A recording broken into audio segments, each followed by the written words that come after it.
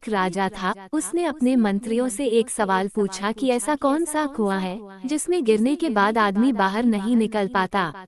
इस प्रश्न का उत्तर कोई नहीं दे पाया।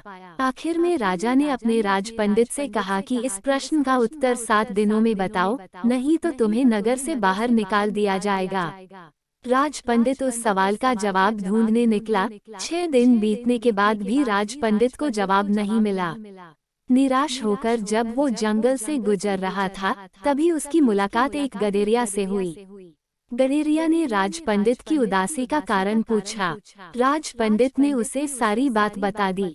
गडेरिया ने कहा, मेरे पास पारस पत्थर है, उससे आप कितना भी सोना बना सकते हैं। फिर आपको राजा के पास जाने की जरूरत भी नहीं पड़ेगी, लेकिन इसके पहले आपको मेरा चेला बनना पड़ेगा। पहले तो राज पंडित ने सोचा कि मैं इस मामूली गडेरिया का चेला क्यों बनूं? लेकिन बाद में पारस पत्थर के लालच में राज पंडित ने गडेरिया का चेला बनना स्वीकार कर लिया।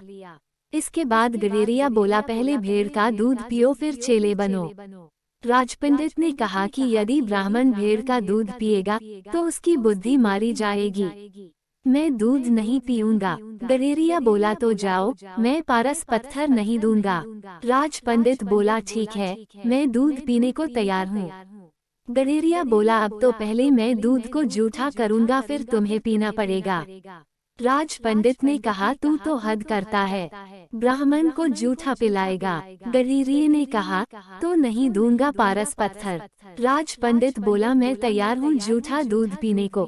गडेरिया बोला, अब तो सामने जो मरे हुए इंसान की खोपड़ी है, उसमें दूध दूंगा, जूठा करूंगा, कुत्ते से चटवाऊंगा, फिर तुम्हें पिलाऊंगा, तब मिलेगा पारस पत्थर, नहीं तो अपना रास्ता नापो।